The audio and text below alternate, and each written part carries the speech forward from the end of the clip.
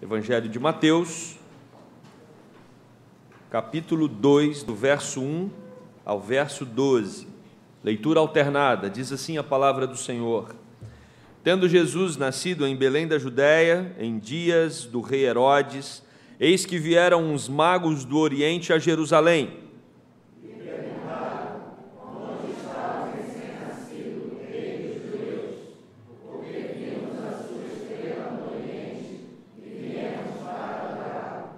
Tendo ouvido isso, alarmou-se o rei Herodes e, com ele, toda a Jerusalém.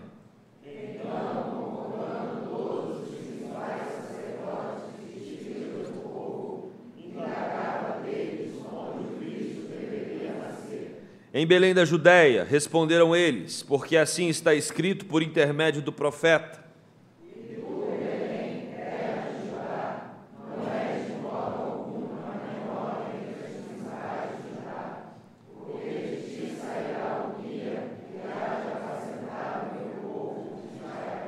Com isso, Herodes, tendo chamado secretamente os magos, inquiriu deles com precisão quanto ao tempo em que a estrela aparecera.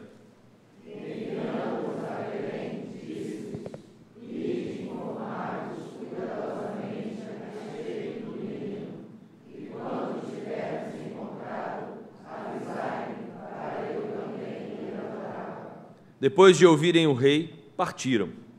E eis que a estrela que viram no oriente os precedia, até que, chegando, parou sobre onde estava o menino. E vendo eles a estrela, alegraram-se com grande e imenso júbilo. Entrando na casa, viram o menino com Maria, sua mãe. Prostrando-se, o adoraram. E, abrindo seus tesouros, entregaram-lhe suas ofertas, ouro, incenso e mirra juntos, sendo, por divina advertência, prevenidos em sonho, para não voltarem à presença de Herodes, regressaram por outro caminho à sua terra. Oremos. Deus, fale ao nosso coração mais uma vez, que saiamos daqui alimentados pelo Teu Santo Espírito, entendendo o Teu propósito, Deus, sobre todas as coisas. Oramos em nome de Jesus. Amém. A igreja pode se assentar.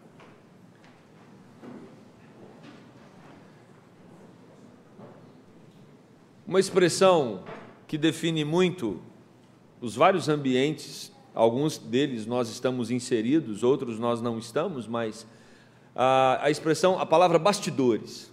Bastidores é uma palavra muito usada. A gente nunca sabe o que acontece nos bastidores.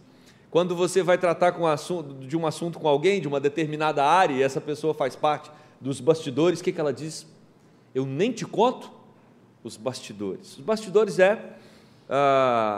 um lugar onde nós não temos acesso. Só as pessoas que estão muito envolvidas na questão é que podem nos falar a respeito do que acontece. A definição de bastidores é o lado encoberto, o lado oculto, que age no interior de certas organizações e que, como no teatro, não se acha ao alcance do público.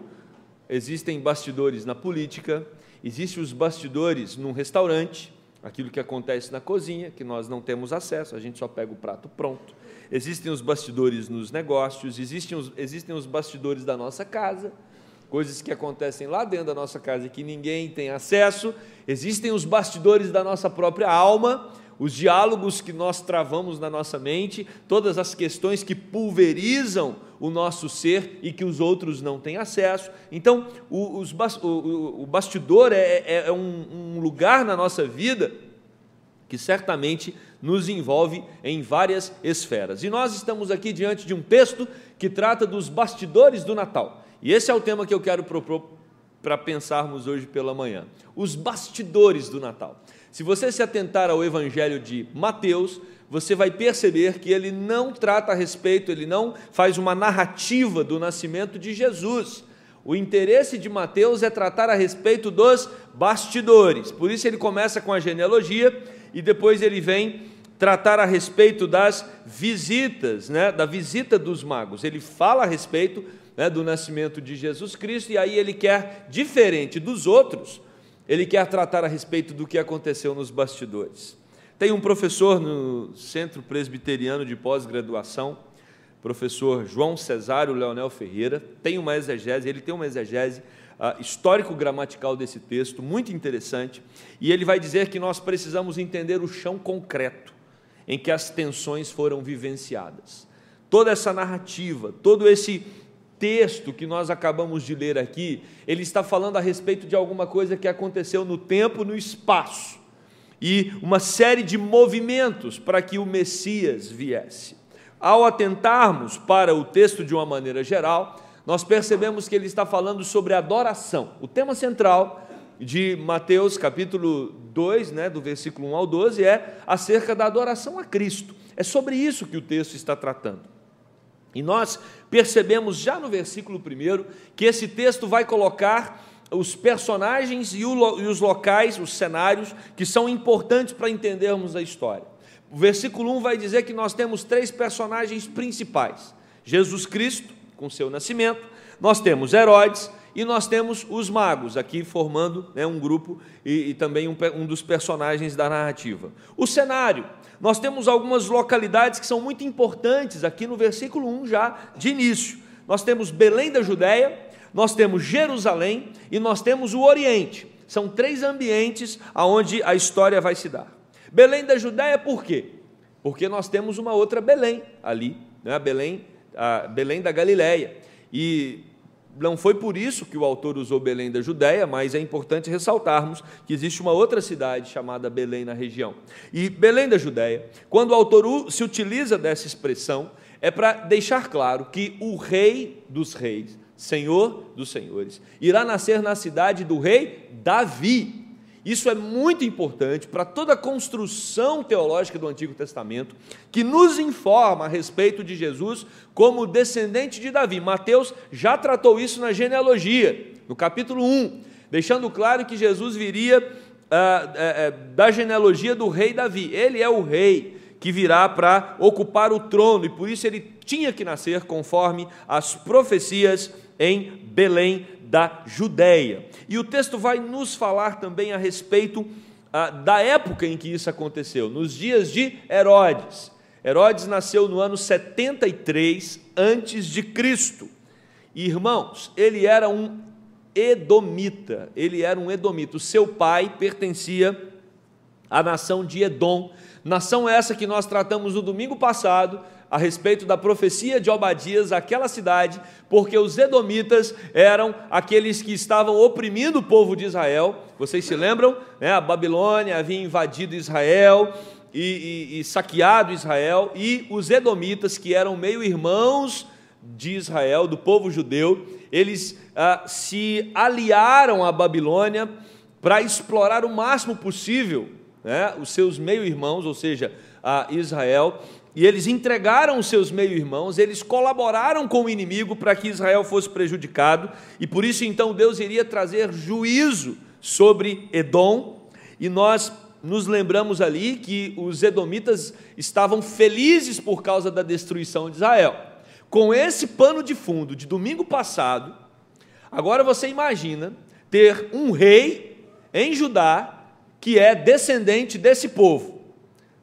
E só relembrando também que nós estamos tratando aqui dos 2 filhos de Isaac, Esaú e Jacó, os edomitas, descendentes de Esaú, e os judeus, descendentes de Jacó, e essa tensão já vem de muito tempo. Agora nós temos o rei dos judeus, Herodes, que é o rei do momento, ele é descendente dos edomitas, e certamente isso era mais um motivo para oprimir o povo de Israel.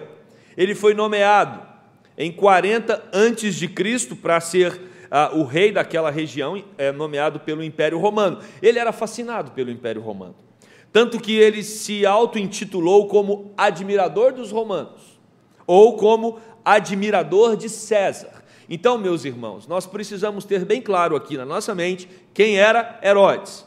Herodes era um edomita, o seu pai era um edomita, então ele era um descendente desse povo, um povo que vivia em tensão com Israel, e ele era alguém que amava o império. Então, entre os interesses do povo, entre os interesses daquela região, é claro que ele iria ceder àquilo que o imperador no momento, dissesse que era para ele fazer, e não se preocupar com o povo. Ele estava muito atrelado a Roma, muito vinculado com Roma, e prestando todas as homenagens que deveria ao imperador, e se submetendo completamente ao seu domínio.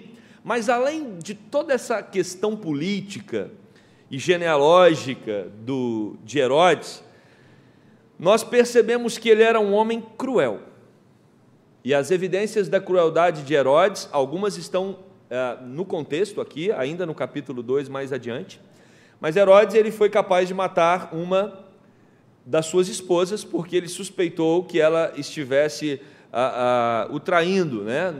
O traindo, entregando algumas informações que não deveria aos seus inimigos, e por isso ele a mata, e ele também mata 3 dos seus filhos. Então, ele começa esse processo de carnificina na sua casa.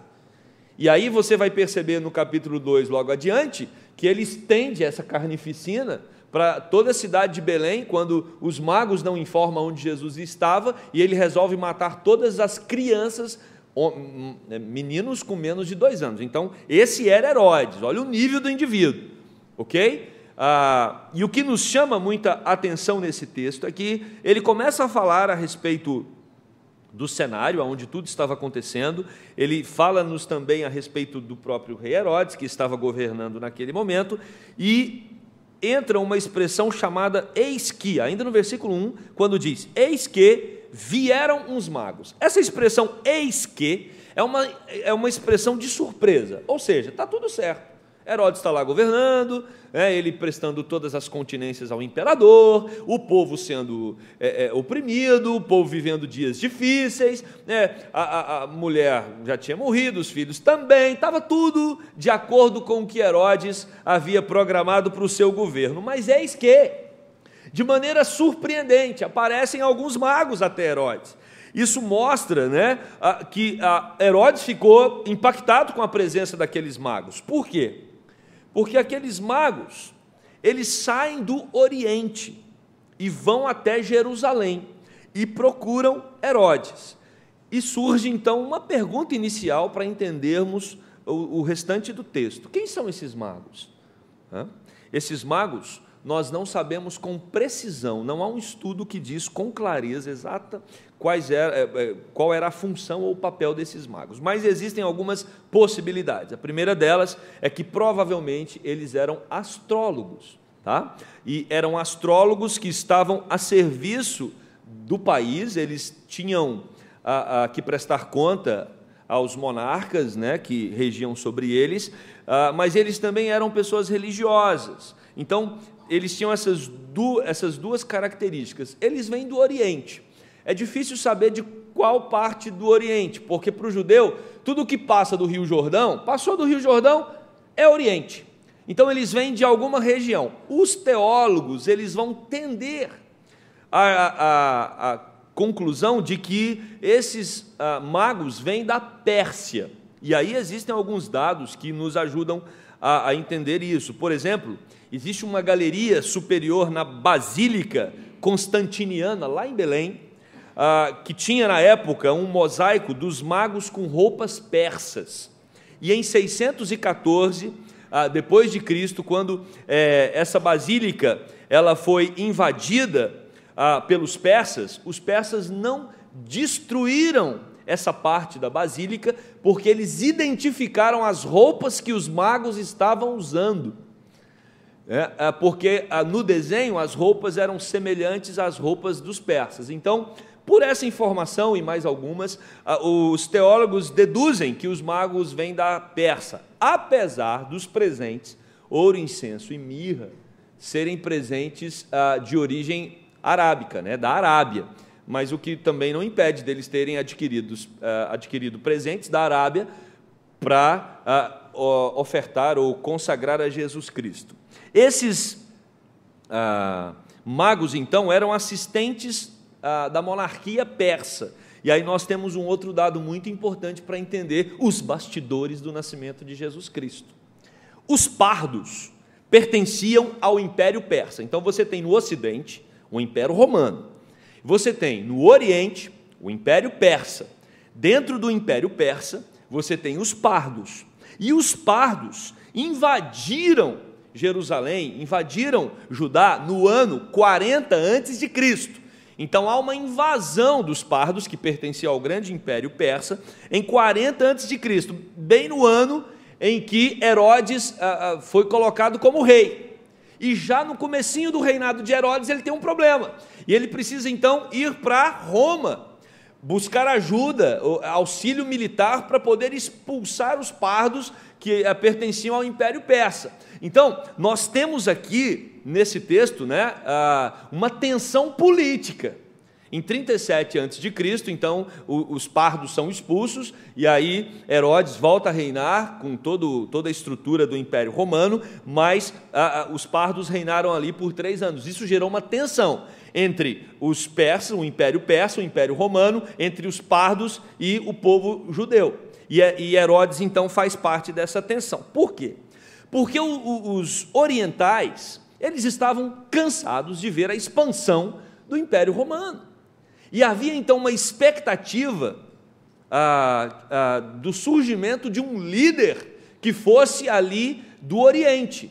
E aí então, meus irmãos, nós começamos a entender um pano de fundo do porquê dos magos estarem tão felizes com o nascimento de Jesus. Era a possibilidade do surgimento de um rei que iria livrar não só Israel, mas todo o Oriente do poder do Império Romano. Os magos, eles eram então anti-romanos e eles eram anti-herodianos. E no versículo 2, nós percebemos então o deslocamento desses magos à procura de Jesus. Diz o texto: e perguntaram para Herodes: onde está o recém-nascido rei dos judeus? Porque vimos sua estrela no Oriente e viemos para adorá-lo. Eles vão até Herodes e fazem essa pergunta. Eles viram a estrela. Que estrela era essa, gente? Eles eram estudiosos dos céus, né? Eles estudavam as estrelas e os movimentos dessas estrelas. E, meus queridos, Deus usa elementos naturais para manifestar a sua vontade. Fique tranquilo. O nosso Deus é Deus dos céus, Deus da terra, e Ele faz todos os movimentos na terra para que os seus planos sejam executados. E nós temos aqui Deus usando a cultura antiga, Deus usando a astrologia e Deus fornecendo dados que deixam muito claro que Ele controla tudo e todos. E Ele conduz então aqueles magos até a Palestina para o nascimento de Jesus. Mas havia uma profecia. Números 24 e 17, diz o seguinte: vê-lo-ei, mas não agora, está tratando do Messias, contemplá-lo-ei, mas não de perto, uma estrela procederá de Jacó, de Israel, subirá um cetro que ferirá as têmporas de Moabe e destruirá todos os filhos de Sete. O texto aqui está falando exatamente a respeito dessa estrela que procederia de Jacó. Irmãos, esses magos, eles vêm com uma intenção muito clara. O texto diz: os magos saíram do Oriente para chegar até Belém, e ali eles iriam adorar a Jesus Cristo. O verbo aqui é um verbo de intenção, que expressa a verdadeira adoração.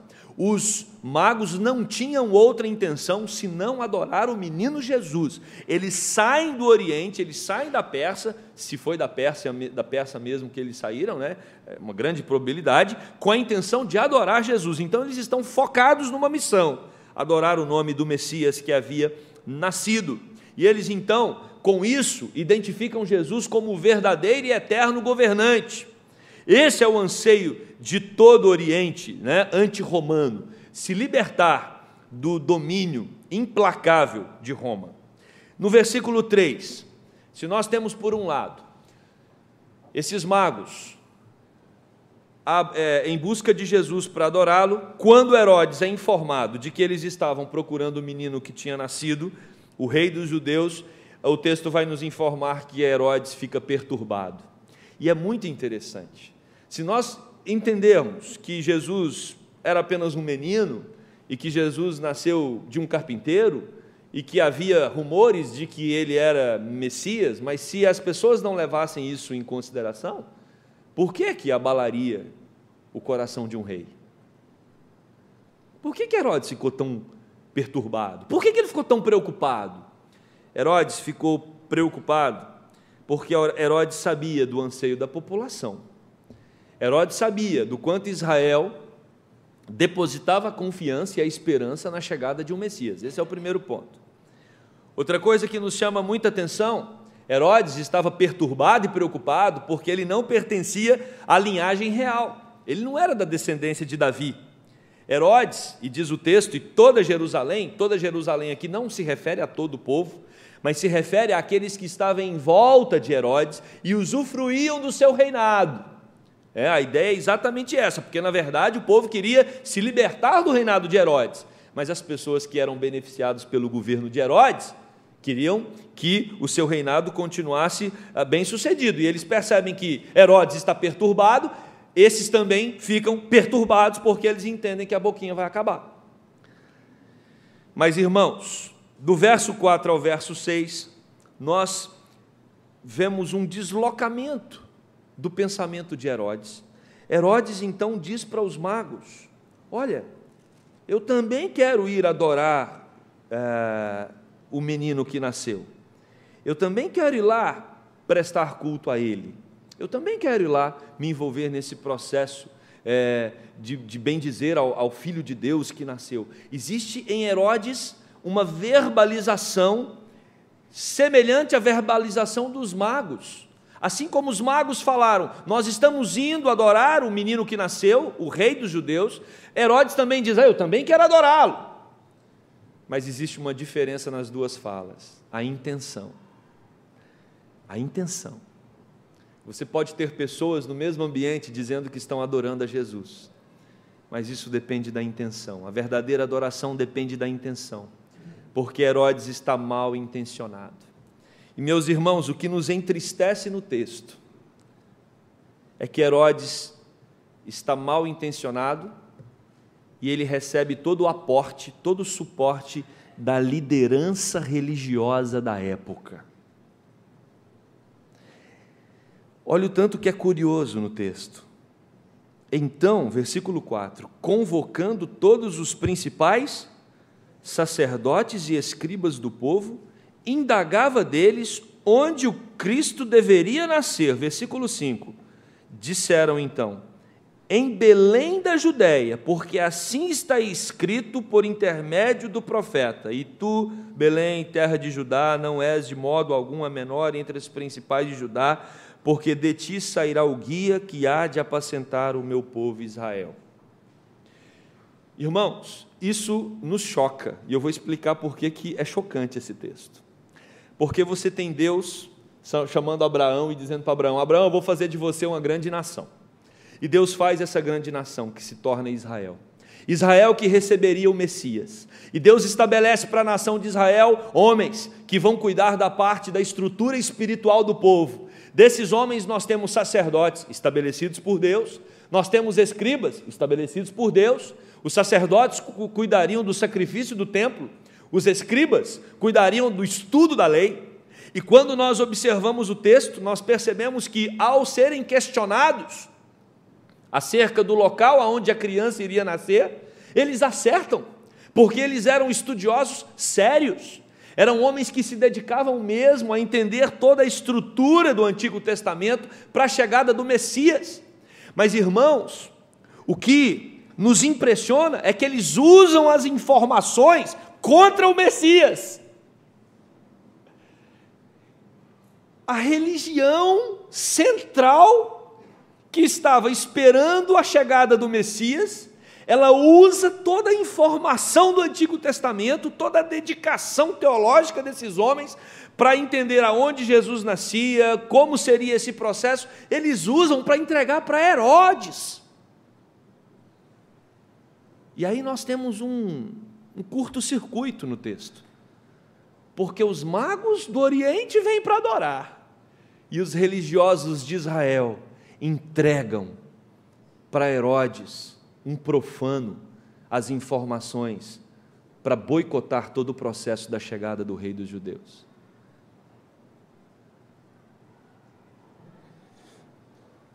Muito cuidado com a sua religiosidade. Isso serve para todos nós. Porque nós podemos usar elementos da nossa fé para jogarmos contra o time. Nós podemos chegar a deduções corretas com a Bíblia, mas com a intenção errada. E eu volto a dizer, esse texto está tratando de bastidores.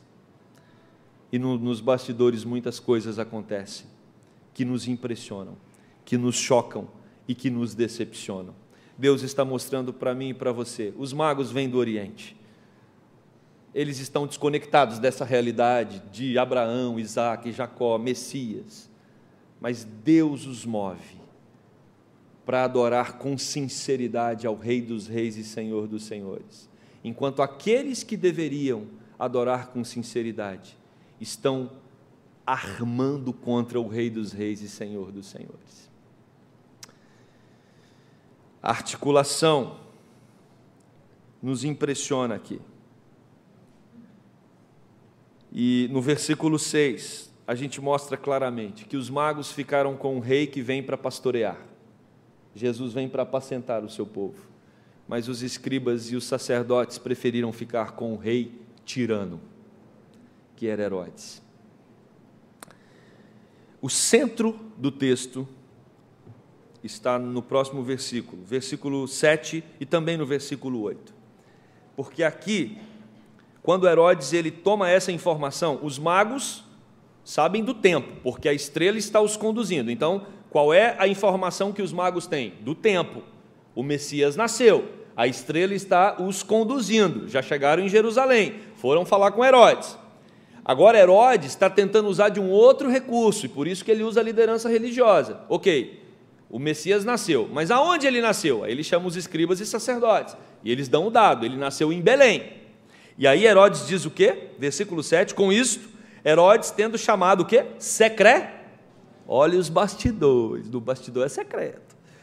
Secretamente os magos inquiriu deles com precisão quanto ao tempo em que a estrela aparecera, porque ele já tem a informação do local, agora ele precisa da informação do tempo, para ele poder, com os dois elementos, tempo e local, ele poder agir contra aquele que estava ameaçando o seu reinado. Versículo 8, e enviando-os a Belém, quem envia os magos a Belém? É Herodes. Disse-lhes, olha, ide, informar-vos cuidadosamente a respeito do menino, e quando o tiverdes encontrado, avisai-me, para eu também ir adorá-lo. Herodes faz um acordo com os magos. Herodes diz, olha, então vocês vão lá, descubram precisamente, me dê o endereço, com CEP, rua, me dê todas as informações, porque eu também quero adorá-lo. Irmãos, a palavra usada no grego aqui é ego. Quando Herodes diz, porque eu quero ir adorar, ele está dizendo, eu, o rei, quero me prostrar diante desse menino. Alguém acreditaria nisso? Ninguém acreditaria nisso. Então os magos, eles partem e eles vão até Belém. E nós sabemos, como já falei, qual era a intenção de Herodes. A intenção de Herodes era tirar a vida de Cristo, porque Cristo o ameaçava. Cristo o ameaçava tanto localmente, se tratando ali de Judá, como também num governo mais amplo de Império Romano e Império Persa. Era uma coisa complexa, tinha muito poder envolvido no nascimento dessa criança. Por isso, Herodes está tão apavorado. Jesus Cristo já nasce com ameaça de morte. Então, meus queridos, versículo 9 diz que, mais uma vez é usada a expressão, eis que. Estavam ali, os magos, eles partem, porque eles veem a estrela, e eis que então a estrela os guia, depois de ouvirem o rei, partiram, e eis que a estrela que viram no oriente os precedia, até que parou onde estava o menino. E quando a estrela para onde estava o menino, isso nos chama a atenção para um fato muito interessante. Versículo 10: os magos são tomados por uma alegria transbordante. O texto aqui se utiliza de um pleonasmo para dizer que eles estavam com uma alegria grande, intensa, ou seja, os corações deles estavam explodindo de emoção, porque a estrela os conduziu até a residência, a casa onde estava o menino Jesus. Era muita alegria. A alegria deles era inversamente proporcional ao pavor de Herodes. São esses dois sentimentos que movimentam o texto. E aí, meus irmãos, quando a porta se abre, o que nós temos é a cena dos magos que saíram do Oriente, vieram para Judá, chegaram em Jerusalém, foram para Belém, viram a casa, agora entram na sala e ali eles se deparam com a mãe e com a criança no colo. E eles então são tomados por essa alegria, e eles não conseguem ter outra reação senão se prostrarem diante do Rei dos Reis e do Senhor dos Senhores. E eles não só prostraram, eles também adoraram. O sentido aqui é um sentido amplo. Eles prostram e adoram porque eles reconhecem Jesus como um governo político e também religioso. Eles conseguem enxergar Jesus como uma figura humana, mas também divina. Então, essa atitude dos magos é uma atitude carregada de significado. E ao se prostrarem diante de Jesus, com seus corações transbordando de um júbilo intenso, eles abrem a mala e presenteiam o Filho de Deus com ouro, incenso e mirra. Alguns teólogos vão dizer que ouro, incenso e mirra eram apenas presentes caros com uma grande carga simbólica. Outros vão além e dizem que o ouro, ele simbolizava naquele momento o reconhecimento e a submissão ao rei. O incenso era o reconhecimento de que esse rei era divino, e a mirra era a preparação para a morte desse rei que veio para cumprir um plano. E aí, meus amados, os magos poderiam tomar essa informação e voltar até Herodes, porque se tem uma coisa que os súditos gostam é de prestar boas informações aos seus superiores, não é? Quando você tem uma informação quente. Eles poderiam então, empolgados agora, dizer: vamos lá contar para Herodes vir adorar. Mas o anjo do Senhor aparece aos magos e diz: vocês precisam ir embora por outro caminho. Não é para vocês contarem para Herodes onde o Cristo está. Deus guia os magos, Deus guarda a criança, Deus dirige a história. Eu quero concluir esse sermão dizendo para você que Deus controla os bastidores. Não tem nenhum acordo, não tem nenhum conchave, não tem nenhuma negociação, não tem nenhuma tentativa de manipular questões que Deus fica inacessível disso. Deus tem acesso a todas as informações. Nós não.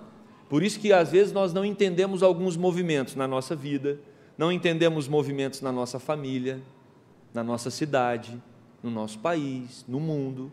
Nós não conseguimos entender por que as coisas acontecem como acontecem. Nós não conseguimos entender qual o propósito, muitas vezes, de tudo estar como está. Mas é porque nós não temos todas as informações. Mas nós sabemos quem tem. E esse mesmo Deus, que está em todo lugar, que entra em todas as salas, que sabe do que se passa em cima e debaixo do tapete, esse Deus controla tudo e todos. E esse Deus nos diz que nós podemos chamá-lo de Pai. Por isso, cabe a mim e a você descansar o coração. Nós não precisamos nos preocupar. É Deus quem move os magos, é Deus quem endurece o coração de Herodes, é Deus quem guarda a criança, é Deus quem protege o seu povo, e cabe ao seu povo confiar, porque os desígnios de Deus vão se cumprir na vida de cada um que está presente aqui hoje pela manhã. Outra coisa que esse texto nos ensina: cuidado com a religiosidade que te impede de seguir as profecias e a luz da estrela. Cuidado, cuidado. Os escribas e os sacerdotes, eles tinham todas as informações, e eram informações corretas. mas eles usaram contra o reino de Deus. Eles revelam através dessa atitude que construíram uma religiosidade que na verdade os impedia de chegar até Jesus.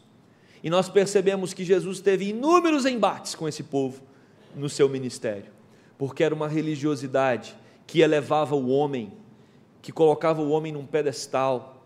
As pessoas cumpriam a lei de Deus, não por amor e obediência a Deus, mas porque elas queriam se orgulhar disso. Ou seja, cumprir a lei de Deus é uma coisa correta, a gente tem que cumprir, está tudo certo, mas se você cumpre para a sua glória e para se envaidecer e para achar que você é melhor que o outro, não valeu de nada cumprir a lei de Deus. Foram essas pessoas que Jesus tratou com ênfase e às vezes de maneira dura no Novo Testamento. A lei de Deus ela vem para nos humilhar e não para nos exaltar, porque a lei de Deus mostra a nossa incapacidade de obedecer. Mas o Espírito Santo nos capacita com o seu poder. Mas quando o Espírito Santo nos capacita para obedecer, a gente não se orgulha, porque a gente sabe que é uma ação dele em nós, e por isso a glória é para ele. E também, meus irmãos, fique atento nos ambientes em que você está inserido aí fora, porque às vezes é conveniente assumir posição que empurra você para longe de Deus.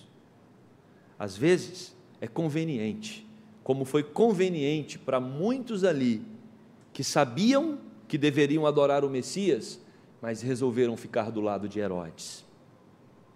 Muito cuidado, porque a todo momento nós estamos sendo provados, testados, nos ambientes em que nós estamos inseridos, para termos uma postura contra Deus e contra a sua palavra.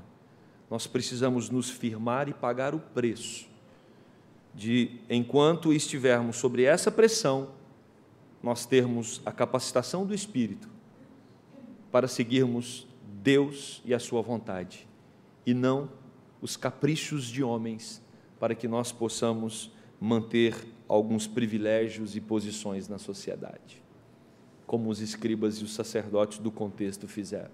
Que Deus nos ajude a nos livrar disso. E por último, que nós tenhamos o mesmo foco que os magos, encontrar com Jesus, nos ajoelharmos diante dele, oferecer o melhor que nós temos a ele e adorá-lo com toda a sinceridade dos nossos corações. Essa é a grande lição do texto. É interessante que o texto nos diz que os magos não viram mais ninguém na casa, só a criança no colo da mãe. A gente não sabe se José estava, se tinha mais alguém ajudando Maria, ninguém importa, quando o centro é Jesus. O centro das nossas vidas é Jesus, e todas as coisas devem se subordinar à presença dEle e ao reinado dEle em nossos corações. Amém? Que o próprio Deus nos abençoe. Vamos orar. Pai querido, a Cristo seja toda a honra e toda a glória. Muito obrigado, porque o Senhor é o Deus dos bastidores, o Deus que sabe de tudo o que acontece, das reuniões secretas dos mais poderosos, às reuniões secretas que nós fazemos no íntimo do nosso coração. Nada passa despercebido da Tua luz e da Tua presença. Por isso, Deus, nos dê a tranquilidade, por sabermos que o Senhor tem todo o poder e o Senhor controla todos os bastidores. E também, Deus, nos dê a tranquilidade de sabermos, Pai, que o Senhor nos ama ao ponto de enviar o Teu único Filho, e o Senhor, Deus, providenciou para que Jesus cumprisse a missão, o ministério que Ele tinha de morrer e ressuscitar para nos dar a vida eterna. Louvado e bendito seja o Teu nome.